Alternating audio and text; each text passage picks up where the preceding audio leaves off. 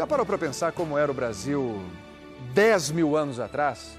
Pois a gente vai mostrar como vivia o povo que chegou aqui milhares de anos antes do descobrimento. Esse povo chegou muito antes até do que os índios. É verdade. Olha, os repórteres Sônia Bride e Paulo Zero visitaram os lugares que contam essa história. Uma história que tem rosto e tem nome. Luzia, a primeira brasileira.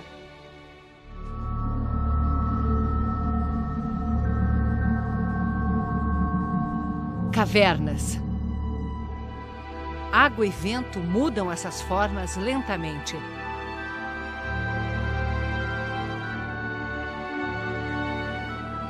Trazem a terra que cobre e preserva milhares de anos de uma história aos poucos descoberta. A chegada ao continente americano da espécie que conquistou o planeta, o Homo sapiens.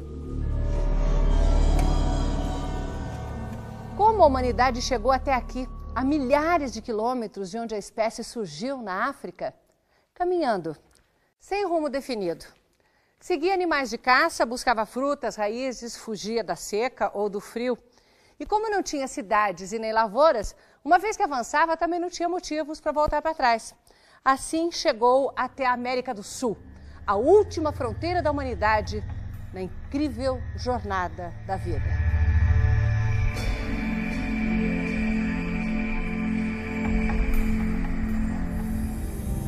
A nossa espécie surgiu na Etiópia. Há 2 milhões de anos, o Homo erectus já estava deixando a África. Fósseis desse nosso ancestral foram encontrados na Ásia e em toda a Europa. Há 80 mil anos, o Homo sapiens, a nossa espécie, começou a se espalhar pela África e o resto do planeta. Foram muitas levas de migrações. Ele ocupou a Ásia, chegou à Austrália e Polinésia. Na última era do gelo, Ásia e América ainda eram ligadas por terra. O Homo sapiens atravessou o Estreito de Bering e se espalhou pelo continente. Há 13 mil anos, já ocupava estas cavernas em Lagoa Santa, Minas Gerais, uma das maiores concentrações de fósseis humanos das Américas. A gente realmente está conseguindo ver as crianças, os jovens, os adultos, mulheres, homens, e ter uma noção de como esses grupos se comportavam como uma população. Um povo que tinha rituais. A maior prova está nos sepultamentos revelados sob a poeira milenar. Nós temos 2 esqueletos numa sepultura aparentemente dupla, em que há um indivíduo onde a cabeça estaria sob esse bloco de pedra, as costelas, as costas dele fazem essa curva, aqui estaria a bacia. Por que eles foram enterrados assim? Uma passagem para a vida após a morte? Ou uma homenagem dos vivos à vida que se foi? A região está cheia de mensagens deixadas por eles. Cenas de caça, da incrível variedade de animais que andava por aqui. O primeiro a registrar essas mensagens do passado foi um dinamarquês, Peter Lund, ainda na primeira metade do século XIX. Lund fez muitas descobertas reveladoras. A principal neste lugar, o Sumidouro, onde na época da seca o riacho some para dentro de uma caverna subterrânea que na estação das chuvas transborda formando um lago.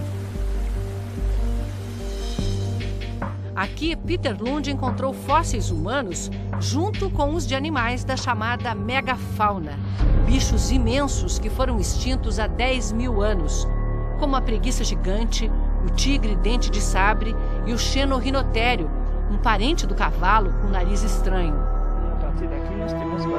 Um século e meio depois, nos anos 70, o professor André Proust era um jovem pesquisador da missão francesa que veio estudar a região. Quando nós estávamos escavando na parte de cima, ou seja, menos de 7 mil anos, nós encontramos várias pinturas enterradas. Foi o primeiro caso, acho que na América Latina, em todo caso no Brasil, que permitiu a gente ter uma comprovação de que pinturas, daquelas que a gente chama de rupestres, tinha vários milênios de existência. Foram anos seguidos de pesquisa até juntar as provas de vida humana aqui há mais de 10 mil anos. Nesta fenda, eles encontraram ossos humanos espalhados. Primeiro, partes do corpo. No ano seguinte, o crânio. Ainda foi preciso um tempo para eles entenderem que pertenciam todos ao mesmo indivíduo. uma mulher que morreu ou foi enterrada aqui há 13 mil anos. Essa mulher ficou conhecida como Luzia, a primeira brasileira. Só 20 anos depois, Luzia ganhou fama. O pesquisador Walter Neves, da USP, estudou o fóssil. Ela faz parte da primeira população humana que entrou no continente americano. Né? Ou seja, analisando o formato do crânio, as cavidades dos olhos, os dentes, Walter viu que Luzia era negroide, muito parecida com os aborígenes australianos e muito diferente dos índios que a gente conhece. Nós propusemos, então, no final dos anos 80, de que a América teria sido ocupada por duas populações distintas. Segundo essa teoria, a população mais antiga, o povo de Luzia, teria atravessado o Estreito de Bering há 14 mil anos. E pelo Alasca foi descendo até chegar ao Brasil. Há 11 mil anos veio outra leva, a dos ancestrais dos índios atuais. A reconstrução artística deu um rosto para os primeiros brasileiros.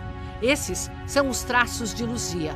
Não sabemos que cor ela tinha ou qual o tipo de cabelo, mas podemos, com a ajuda da computação gráfica, imaginar.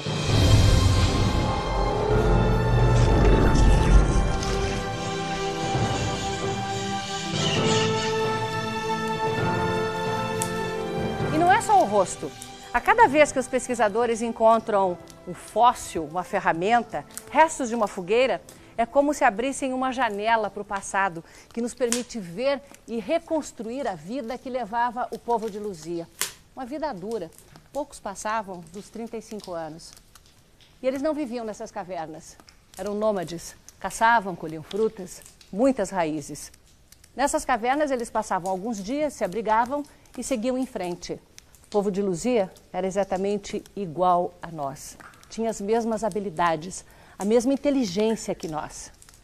Éramos nós, antes das cidades, do desenvolvimento, da agricultura, iguais a nós, num mundo muito diferente e perigoso.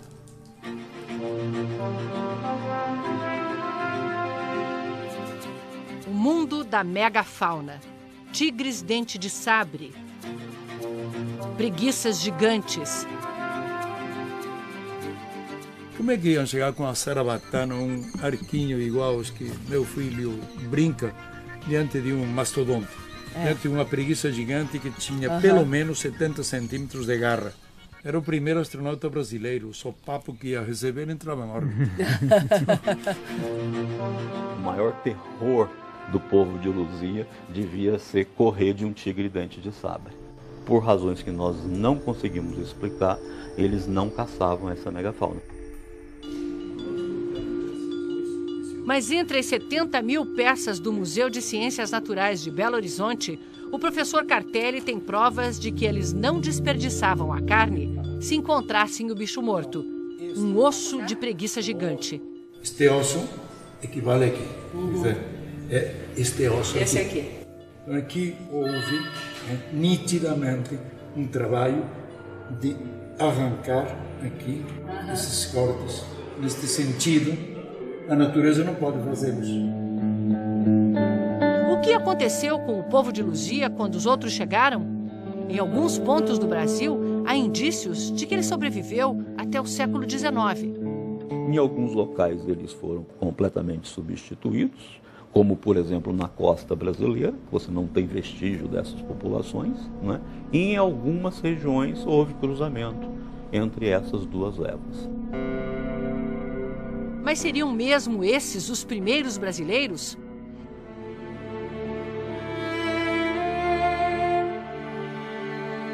Serra da Capivara, Piauí. Região arqueológica declarada pela Unesco Patrimônio da Humanidade.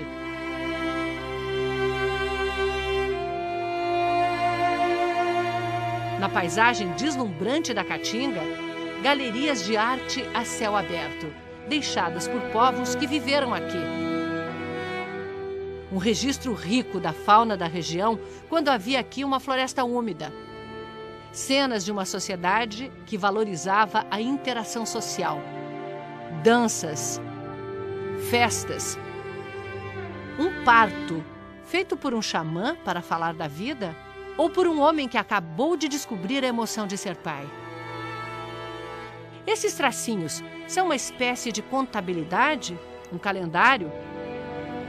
Isso é a primeira escrita. Eram povos que tinham tradições, que tinham crenças. Nós escrevemos tudo que nós sentimos. Eles, então, gravavam desta maneira. Só que tinha um código, e esse código se perdeu com esses povos. Ninguém conhece esse lugar como a pesquisadora Nied Guidon. Os estudos liderados por ela tentam mostrar que a chegada às Américas se deu muito antes do povo de Luzia. As datações mais antigas que nós temos são de 90 mil anos, temos datações de carbono 14 de 58 mil e uma grande quantidade de 30, 20 mil. Tudo indica que vieram da África. A teoria dela é de que há mais de 80 mil anos, os primeiros humanos vieram para cá direto da África, cruzando o Atlântico em balsas, empurrados por fortes correntes marinhas. No bem montado Museu do Homem Americano, em São Raimundo Nonato, podemos ver os fósseis humanos encontrados na região. Os esqueletos são mais recentes do que o povo de Luzia. Mas as provas de que o homem estava aqui há mais de 80 mil anos são essas ferramentas de pedra lascada. A datação foi feita com base em carvão encontrado junto com elas. Mas parte da comunidade científica acha que essas pedras não foram moldadas por humanos. Eu era ferrenho opositor das pesquisas da Nied lá na Serra da Capivara, mas há alguns anos ela me convidou para visitá-la e eu analisei essas ferramentas. Eu saí dessa visita, digamos que 99% convencido de que ela está correta. O elo perdido, que vai revelar quando de fato os primeiros brasileiros chegaram, está enterrado em algum ponto do Brasil, esperando para vir à luz. Se você estudar as populações humanas no Velho Mundo até 10 mil anos atrás, todas tinham cara de africanos. 10 mil anos, um piscar de olhos na história da evolução humana. Éramos todos iguais.